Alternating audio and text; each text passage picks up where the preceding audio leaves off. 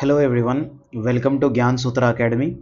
आज के इस वीडियो में हम लोग बीपीएससी एएसओ यानी कि असिस्टेंट सेक्शन ऑफिसर 2025 की जो वैकेंसी आई है उसके बारे में डिटेल में बात करेंगे।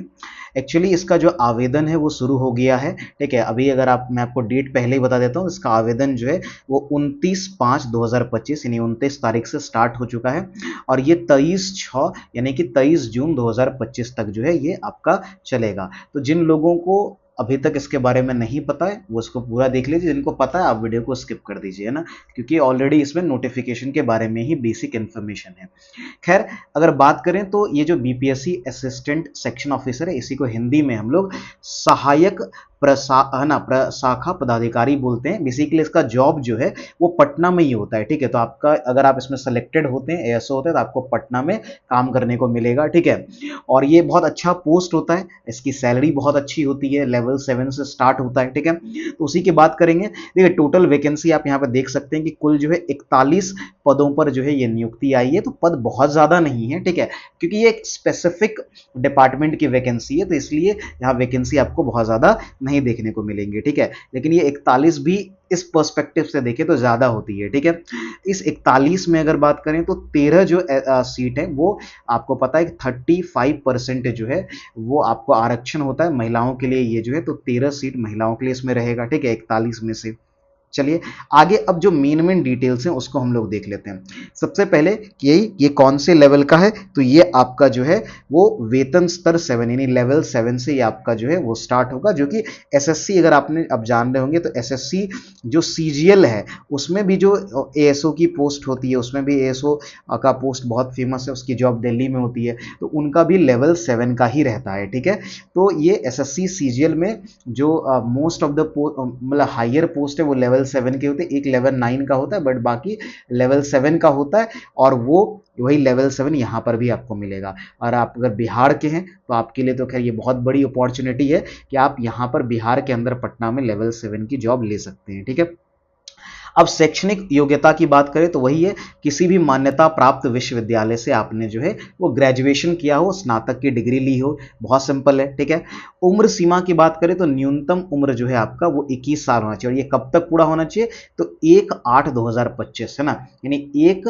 है ना, जो आपका अगस्त है 2025 तक आपकी उम्र जो है न्यूनतम 21 साल होनी चाहिए, तभी आप इसको भर सकते हैं, है ना। और अधिकतम जो है, जैसे अगर आप जनरल कैटेगरी से हैं तो 37 साल, अगर आप, है ना, अगर आप पिछड़े वर्ग में आते हैं, ठीक है, तो ये महिलाओं के लिए उसमें 40 साल है। ठीक है, ये ध्यान में रखेंगे। तो मतलब महिलाओं और पुरुष दोनों के लिए, अगर वो अत्यंत पिछड़ा वर्ग में आते हैं, पुरुष और महिला दोनों आते हैं, और जो जनरल कैटेगरी है उसकी महिला जो है उनके लिए भी ये 40 वर्ष है। ठीक है, वहीं एससी और एसटी जो होता है आपका, एससी एसटी कैटेगरी से अगर आप बिलोंग करते हैं तो दोनों ही पुरुष और महिला के लिए एज लिमिट जो है तो 22 साल है, तो बहुत, अब सॉरी 42 साल है, तो बहुत अच्छा खासा एज लिमिट इसमें रहता है। ठीक है, आगे बढ़ते हैं और क्या क्या इंपॉर्टेंट है, तो हमने ये देख लिया। अब सबसे जो इंपॉर्टेंट था कि चयन, आपका एग्जाम कैसे होगा, तो सिंपल है, परीक्षा आपको 2 चरणों में होगी, है ना। तो पहला चरण जिसको आप प्रीलिम्स बोलते हैं, प्रारंभिक प्रतियोगिता बोलते हैं, परीक्षा बोलते हैं। ठीक है, फिर आपका उसके बाद अगर आप यहाँ पे क्वालिफाई करते हैं तो आप मेंस एग्जाम के लिए बैठेंगे। इंपॉर्टेंट है सिलेबस, मतलब एग्जाम का पैटर्न बेसिकली, के सिलेबस तो मैं नहीं कहूंगा, पैटर्न क्या है, तो देखिए प्रीलिम्स और मेंस में पैटर्न लगभग सेम है। ठीक है, बस मेंस में एक पेपर ऐड होता है क्वालिफाइंग वाला, ये बात करेंगे। पहले प्रीलिम्स की बात कर लेते हैं। तो प्रीलिम्स में आपको 150 क्वेश्चन जो है 150 क्वेश्चन रहेगा। पर क्वेश्चन जो है आपको 1 मार्क्स का क्वेश्चन होगा। ठीक है, जिसमें 50 क्वेश्चन आपको जनरल नॉलेज के समान अध्ययन के होंगे, है ना। 50 क्वेश्चन में जो है आपका समान विज्ञान और गणित के प्रश्न जो होंगे, मैथ्स के होंगे, वो 50 होंगे।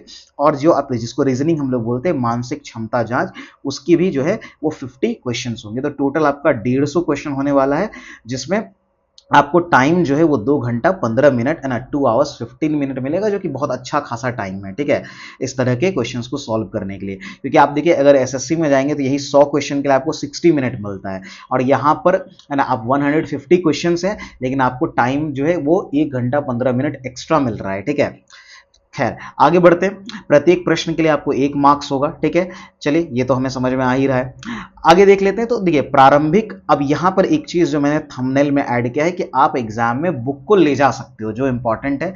अब इसको लेकर के लोगों में कंफ्यूजन है कि बुक, हम कौन सा बुक लेगा। किसी को लग रहा है, कोई सोच रहा है कि क्या जीके के लिए लूसेंट की बुक लेके चले जाएंगे, या उस तरह का कोई और जीके का उनके पास अच्छा बुक है या कॉपी है, नोट्स है, वो लेके चले जाएंगे। नहीं, देखिए आप क्या लेके जा सकते हो। तो जो प्रारंभिक परीक्षा है उसमें आप ये पुस्तक सहित ली जाएगी, यानी कि आप चाहें तो अपने साथ पुस्तक ले जा सकते हैं। बट इसमें एक कंडीशन डाला गया है, ठीक है, कि प्रत्येक खंड के लिए आप एक पुस्तक ही ले जा सकते हैं। कहने का मतलब ये 3 खंड है, समान अध्ययन, समान विज्ञान एवं गणित और मानसिक क्षमता। तो आप तीनों के लिए एक एक बुक ले जा सकते हो। तो यहां लिखा हुआ है कि परीक्षार्थी अपने साथ अधिकतम 3 पुस्तक ला सकते हैं। एक समान ज्ञान के लिए, एक गणित के लिए, एक समान विज्ञान के लिए ला सकते हैं।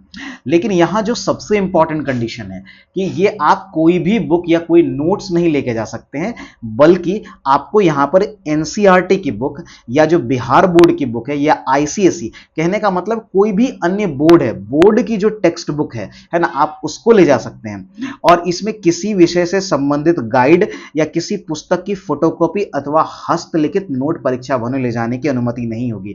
ध्यान ये भी रहे कि आप जो बुक लेके जा रहे हैं, अब बहुत लोग ये दिमाग लगाएंगे कि बुक में कोई एक बुक लेकर के उसमें डिटेल लिख करके लेके चले जाएंगे। नहीं, ये अलाउ, कि आपका हाथ से लिखा हुआ कुछ भी अलाउड नहीं होगा। तो यानी सिंपल जो प्लेन टेक्स्ट बुक्स है वो आप उठा करके ले जा सकते हो। एक मैथ्स के लिए, एक आप साइंस के लिए, और एक आप जो है सामान्य ज्ञान जनरल नॉलेज के लिए लेके जा सकते हो, ठीक है। अब ये कितना हेल्पफुल होगा या कितना ये प्रॉब्लमेटिक है, ये आप खुद डिसाइड कर लीजिए। कि देखिए हेल्पफुल, अब कुछ, क्योंकि आप एक पर्टिकुलर कोई भी क्लास का अगर आप बुक लेकर के जा रहे हो, ठीक है, तो उसमें सारी चीजें कंप्लीट तो है नहीं, ठीक है। तो ऑब्वियसली, और दूसरा क्या होगा, आपको वहां पर उसके आंसर्स ढूंढने में आपका टाइम कंज्यूम होगा, और आपके पास इतना नहीं है। आपको हो सकता है कोई क्वेश्चन नहीं आएगा, आप ट्राई करोगे उस बुक में ढूंढने, और कौन से, अब अगर आप जनरल नॉलेज में लेके जाओगे, कौन से बुक लेके जाओगे, है ना, क्योंकि जनरल नॉलेज में अलग अलग है, हिस्ट्री, पॉलिटी, ज्योग्राफी, इकोनॉमिक्स, सबकी अलग अलग किताबें हैं, ठीक है। करंट अफेयर्स की अलग बुक्स होती हैं, ठीक है। उसके अलावा अगर बात करंट अफेयर्स की, तो अलाउड नहीं, क्योंकि यहां पर किसी बोर्ड की किताब की बात की गई है, ठीक है। दूसरा ये भी है कि अब इसी तरह आप मैथ्स में कौन से क्लास के मैथ्स बुक लेके जाओगे, या साइंस में क्या आप ले जा सकते हो। ऑब्वियसली अगर आपको लग रहा है कि नहीं, अगर आपका दिल ये कहता है कि इस क्लास के बुक से ज्यादा क्वेश्चन की पॉसिबिलिटी है, या मेरा इस क्लास का थोड़ा वीक है, लेकिन हाँ आपने पढ़ रखा है, आप ढूंढ सकते हो, आप बहुत कम टाइम में आंसर ढूंढ सकते हो, फिर आप ले जा सकते हो, तो लेके जाइए। अगर आपको लगेगा, मान लीजिए ऐसा सिचुएशन रहेगा, आपके पास इनफ टाइम है, ठीक है, और आप आंसर ढूंढने का आपके पास इनफ टाइम है, तो और आपको आंसर नहीं पता है, तो आप जरूर एफर्ट लगाइए। कहीं 1-2 क्वेश्चन, 2-4 क्वेश्चन का एडवांटेज आपको मिल गया एग्जाम में, तो बहुत फायदा करेगा। तो जरूर, है ना, ये ट्राई करना। जब एग्जामिनर जो आपका डिपार्टमेंट अलाउ कर रहा है भाई, तो फिर हमें क्या दिक्कत है, ठीक है। आगे बढ़ते हैं। बाकी यहाँ सिलेबस है, तो सिलेबस आप खुद पढ़ लेंगे कि सामान्य अध्ययन का सिलेबस क्या है, समान विज्ञान एवं गणित का सिलेबस क्या है, ठीक है। तो जो बेसिक सिलेबस होता है, हिस्ट्री, ज्योग्राफी, ये सब तो होता ही है, ठीक है। बाकी आपका जो राष्ट्रीय अंतर्राष्ट्रीय पुरस्कार यानी करंट अफेयर्स की जो होती है, भारतीय भाषाएं, पुस्तक, खेल, खिलाड़ी, तो ये सब बहुत कॉमन टॉपिक है। आप बिहार एसएससी का भी पैटर्न देखोगे ऐसा ही है, ठीक है। इवन आप बीपीएससी में देखोगे तो मेजोरिटी बहुत सारी चीजें ऐसी ही है, और थोड़ा कुछ कुछ टॉपिक अलग है, बट मेजोरिटी चीजें ऐसी ही है। तो समान विज्ञान का भी आप सिलेबस में वही आप अगर आप देखेंगे तो आपका फिजिक्स, केमिस्ट्री, बायो जो है वो आपको मिल जाएगा, ठीक है। साथ में ज्योग्राफी भी इंक्लूडेड होता है। और हाँ, एक चीज में मेंशन क्लियर कट किया गया कि जो एग्जाम में क्वेश्चंस पूछे उसका स्तर क्या होगा, लेवल क्या होगा। तो समान विज्ञान गणित में जो सामान्यतः मैट्रिक स्तर के जो होंगे, है ना, निम्न विषयों से संबंधित यथासंभव प्रश्न पूछे जा सकते हैं। तो लेवल आप अंदाजा लगा सकते हो, ठीक है। फिर वही रीजनिंग का है, तो रीजनिंग का आप देख सकते हैं। यहां पर एक नई चीज और इसमें ऐड हुई है, कह रहा है कि संविदा के आधार पर जो पूर्व में अभ्यर्थी हैं, जो अभी जॉब में हैं, तो उनकी प्रतिवर्ष की गई संतोषजनक सेवा के लिए जो है वो अधिकतम 5 अंक प्रतिवर्ष की दर से, मान लीजिए जितने साल से काम कर रहे हैं 5 अंक प्रतिवर्ष के हिसाब से उनको देगा, लेकिन मैक्सिमम 25 अंक ही देगा, ठीक है। तो यानी कि अगर मान लीजिए कि कोई 10 साल से भी काम कर रहे हैं तो उनको 25 मार्क्स भी मैक्सिमम मिलेंगे, तो प्रतिवर्ष उनके द्वारा किए गए संतोषजनक सेवा के लिए मिलेगा। अब इसको लेकर के क्या क्या क्राइटेरिया, इसको लेकर थोड़ा कंफ्यूजन है, ठीक है। डिपार्टमेंट्स के बारे में और क्या ऐड करती है ये देखना होगा, ठीक है। ये थोड़ा कंफ्यूजिंग जो क्राइटेरिया है, ठीक है। बाकी मेंस का जो सिलेबस है, मैंने कहा यहां पर एक पेपर आपका अलग है, वो है सामान्य हिंदी का पेपर, जो कि ये भी वस्तुनिष्ठ बहुवेल जो आपका जो ऑप्शनल होता है, ठीक है। कहने का मतलब है जो ऑप्शंस के साथ होंगे, ठीक है। इसमें बस एक कंडीशन कंडीशन है कि आपको क्वालिफाई करना है, आपको 30% लाना है, यानी कि 100 मार्क्स का ये पेपर होगा, ठीक है। जो है आपका कुल प्रश्नों की संख्या 100 होगी, हर प्रश्न के लिए 1 मार्क्स है, 2 घंटा 15 मिनट का समय आपके पास रहेगा और आपको 30% यानी कि बेसिकली 30 मार्क्स लाने हैं, ठीक है, ये ध्यान रखना है। तो 30 मार्क्स आपको स्कोर करने एग्जाम में। मेन जो ये तो क्वालिफाइंग है, ये तो आपको करना ही है। अब आता है खंड, जो आपका मेन आता है वो है सामान्य विज्ञान। फिर इसमें सिलेबस सिमिलर है, ठीक है, वही 50 समान अध्ययन के, 50 मैथ और जो साइंस है, और फिर 50 आपका रीजनिंग का होगा, ठीक है। ऑब्वियसली एग्जाम हिंदी और इंग्लिश दोनों में होगा, यहाँ भी सेम ही है, प्रत्येक प्रश्न के लिए जो 1 अंक होगा और परीक्षा की अवधि जो है वो 2 घंटे 15 मिनट के लिए होगी, ठीक है। तो ये आप प्रीलिम्स और मेंस में एक ही जैसा है, बस मेंस में एक समान हिंदी का पेपर ये ऐड हो रहा है, वो क्वालिफाइंग। अगेन यहाँ पर सिलेबस दिया गया है, अगर आप देखेंगे तो जो मेंस में जो सामान्य विज्ञान वाला, सामान्य ज्ञान का जो सेकेंड यानी पेपर है, उसका सिलेबस सेम ही है। आप देखेंगे सिलेबस में आपको कोई खास डिफरेंस नहीं देखने को मिलेगा, ठीक है। तो ये सब आप एक बार जरूर देख लेंगे। चलिए, अब यहाँ आरक्षण एक इंपॉर्टेंट चीज है, आरक्षण पर बार बार सवाल होता है। तो देखिए, आरक्षण का लाभ, पहला बात तो अगर आप बिहार से हैं तभी आपको आरक्षण का फायदा मिलेगा, अगर आप बिहार से कहीं और से भर रहे हैं तो आपको नहीं मिलेगा, बिहार छोड़ करके, ठीक है। दूसरा, अगर आप एससी या एसटी की कैटेगरी में आते हैं तो आपको क्या जमा करना होगा, आपको जाति प्रमाण पत्र चाहिए, ठीक है, और आपके पास अस्थायी मूल निवास है ना प्रमाण पत्र होना चाहिए। अगर आप पिछड़ा या अत्यंत पिछड़ा वर्ग के उम्मीदवार हैं तो आपके पास नॉन क्रीमी लेयर यानी कि क्रीमी लेयर रहित प्रमाण पत्र आपको होना चाहिए, ठीक है। और ये सब आपको फॉर्म फिलअप करने से पहले ही बना लेना है, ठीक है। तो जिनके पास बना वो उसके लिए बहुत अच्छा है, जिनके पास नहीं बना, एग्जाम फॉर्म फिलअप का डेट है, आप ब्लॉक से जाकर के जल्दी में बनवा सकते हो। थोड़ा बहुत वो ऑब्वियसली पैसा लेते हैं, क्योंकि देखिए ऐसे तो बनाएंगे नहीं इतनी जल्दी, ठीक है, क्योंकि नॉर्मल जो आप फॉर्म जब आप कोई भी बनाने जाते हो तो उसका नॉर्मली कार्य दिवस जो है ना 21 दिन का होता है नॉर्मली, ठीक है। तो अब उतना टाइम तो आपके पास नहीं है, ठीक है, तो आप ब्लॉक में बात करके आप जल्दी बनवा सकते हो, ठीक है। तो ये जरूर बनवा लीजिए क्योंकि ये बहुत जरूरी है। इसके अलावा आरक्षण का दावा करने वाली जो विवाहित महिलाएं हैं, अब उनका जो जाति या स्थायी निवास या क्रीमी लेयर रहित प्रमाण पत्र बनेगा, ये बहुत इंपॉर्टेंट है, वो उनके पिता के नाम पर बनेगा, पिता के स्थायी पता से होना चाहिए, पति के नहीं। तो ये भी एक इंपॉर्टेंट पॉइंट है, ठीक है। आगे बढ़ते हैं, जो जरूरी चीज है बस मैं वो आपको समझा रहा हूं। हाँ, ऑनलाइन आवेदन भरने की तिथि वो तो मैंने ऊपर बता ही दिया है, ठीक है, तो ये तो बहुत सिंपल है। अब आगे चलते हैं, एक और चीज जो है, एग्जाम का फी क्या हो, मतलब फॉर्म भरने का फी क्या होगा। तो अगर आप जनरल कैटेगरी के स्टूडेंट तो 600 रुपए लगेगा, अगर है ना, अगर आप बिहार राज्य के अनुसूचित जाति यानी कि एससी एसटी में आते हैं तो 150 लगेगा। बिहार राज्य के स्थायी निवास सभी है ना, ये महिलाओं के लिए बेसिकली, चाहे वो आरक्षित हो अनारक्षित हो, तो महिलाओं के लिए 150 रुपए सिंपल है ना। और दिव्यांग के लिए भी जो है, जो अगर दिव्यांग भाई बहन है उनके लिए भी 150 रुपए है। और बाकी यानी कि आप ओबीसी सब कैटेगरी में आते हैं, नॉन क्रीमी लेयर सब में आते हैं, तो आपको 600 रुपए ही लगेगा, ठीक है। क्लियर हो रहा है। चलिए आगे बढ़ते हैं, यहाँ पर वही ऑनलाइन आवेदन करने की जो पूरी तिथि दी हुई है। अच्छा, अगर आप लोगों को नहीं पता है कि फॉर्म भरना कैसे है, क्या स्टेप्स हैं, ठीक है, तो वो आप कमेंट में बताइएगा, फिर मैं उस पर वीडियो बना दूंगा। वैसे तो आपको यूट्यूब पे बहुत सारे वीडियो मिल जाएंगे, तो आप वहां से भी देख सकते हैं, ठीक है। आगे चलिए, अब एक चीज है कि यहाँ पर हाँ ये ध्यान रखना है कि आपको जो है वन टाइम रजिस्ट्रेशन करवाना पड़ेगा। अब ये क्या है, देखिए बीपीएससी जो है, बीपीएससी का जो वेबसाइट है वो बहुत चेंज हो गया है, ठीक है। तो यहाँ पर अगर आपने पहले बीपीएससी में करा भी रखा है तो फिर से आपको वन टाइम रजिस्ट्रेशन करवाना है, ठीक है। तो ओटीआर अब हर एग्जाम में कॉमन हो गया, एसएससी में भी ओटीआर कराने की जरूरत पड़ती है, हर एग्जाम में अभी ये ओटीआर का नियम हो गया है, ठीक है। अभी बीपीएससी का भी नोटिफिकेशन आ चुका है, 71st बीपीएससी का, अभी जो मैं उस पर अगला वीडियो मैं उसी पर डाल रहा हूं, तो आप वहां से 71st बीपीएससी का भी वीडियो देख लीजिएगा डिटेल में।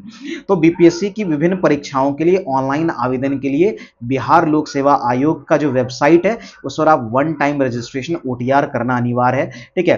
तो आप वहां पर जाएंगे, ओटीआर करेंगे। अगर आपको नहीं समझ में आ रहा है कैसे होगा तो अगेन मैं इस पे ओटीआर करने का एक पूरा प्रोसेस बता दूंगा एक वीडियो के थ्रू, ठीक है।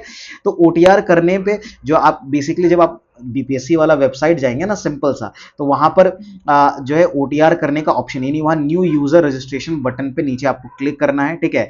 बाकी आप उसको ओटीआर में जो बेसिक डिटेल्स मांगेगा वो फिल कर देगा, कि ओटीआर कोई फॉर्म फिलअप नहीं है, बेसिकली आप वहां पर अपना प्रोफाइल क्रिएट करते हैं, अपने बेसिक जो है ना जो आपके मतलब जो प्रमाण है, आप कहने का मतलब आपके डिटेल्स हैं, उन चीजों को आप वहां पर भरते हैं, ठीक है, ताकि आप जब आप फॉर्म फिलअप करने जाएंगे तो वो डिटेल्स ऑटोमेटिक ले लेता है, तो ओटीआर आपको कर लेना है, ठीक है।